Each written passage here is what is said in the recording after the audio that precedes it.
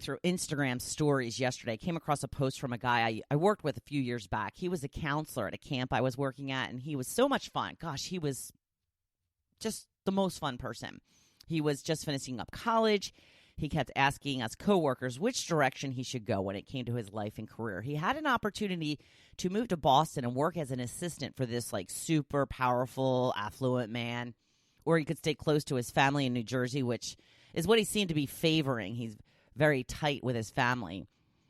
Those were the only two choices I remember. But the next thing I knew, he was posting pictures from all over the world.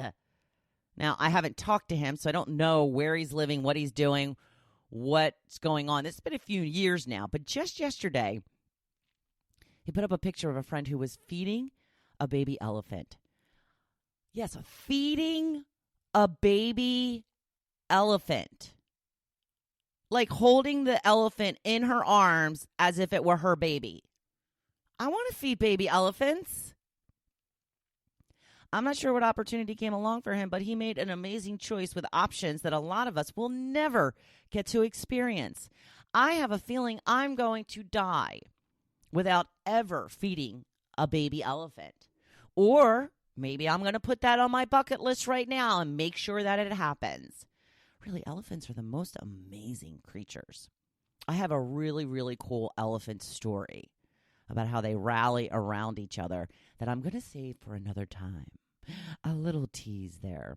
But I'll tell you this. The moral of the story is elephants always have each other's backs. That's the way we should all be.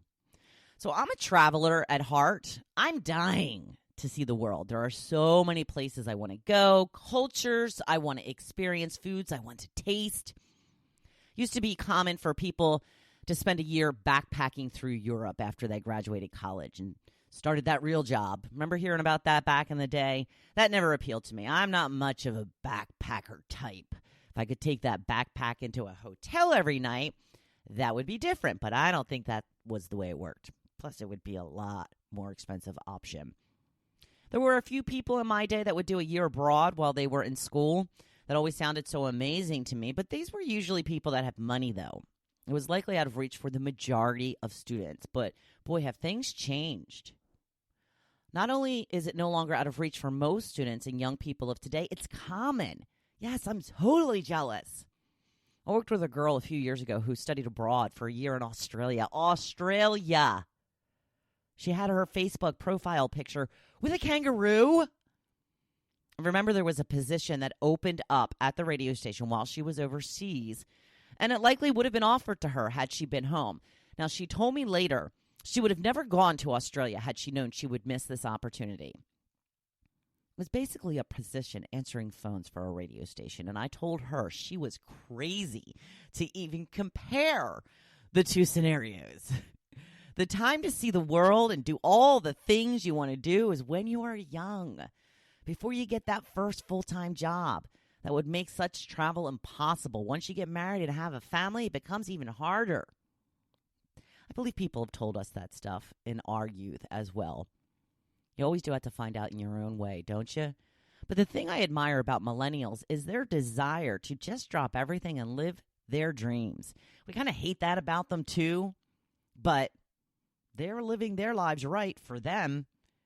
Worked with another guy at a different job who was away when I started. He came back about a month later, and I got to know him a little bit.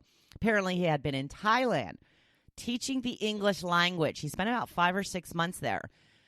Do you know how he came up with this plan? Him and his girlfriend hanging on the beach one day. One of them said, wouldn't it be cool to go live somewhere and really immerse ourselves in the culture? Really live there and see how life is lived in other parts of the world. So basically, it was a whim. A whim that they turned into a reality. Now, he was lucky he was able to take like a little sabbatical from his job, and they were going to hold it for him for a few months.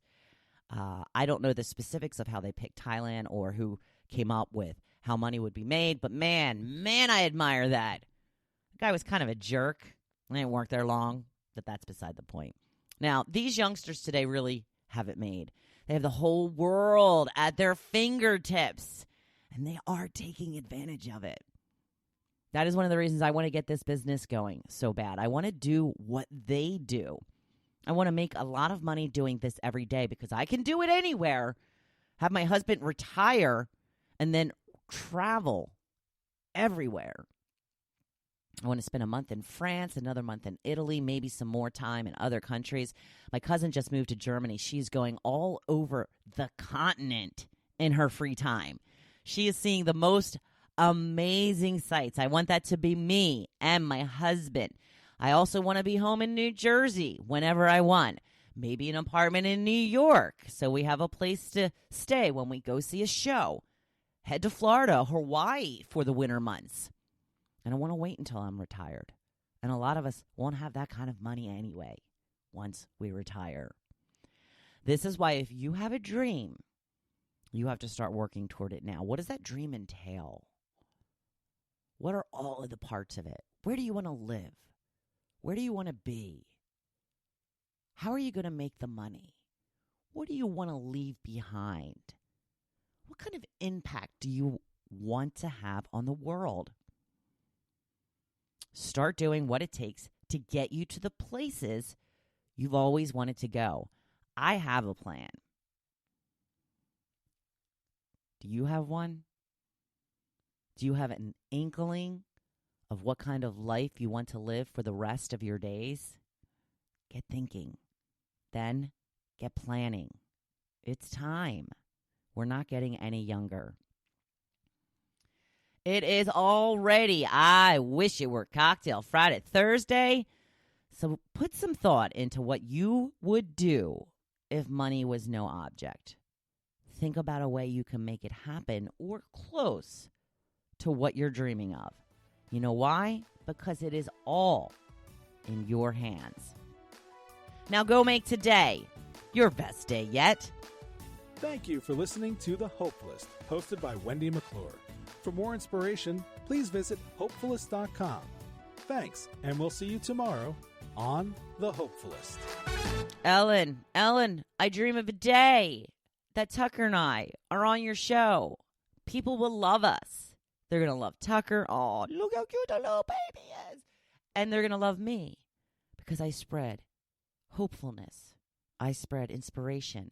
And I spread positivity. Come on, Ellen, let's do it. Let's come on your show.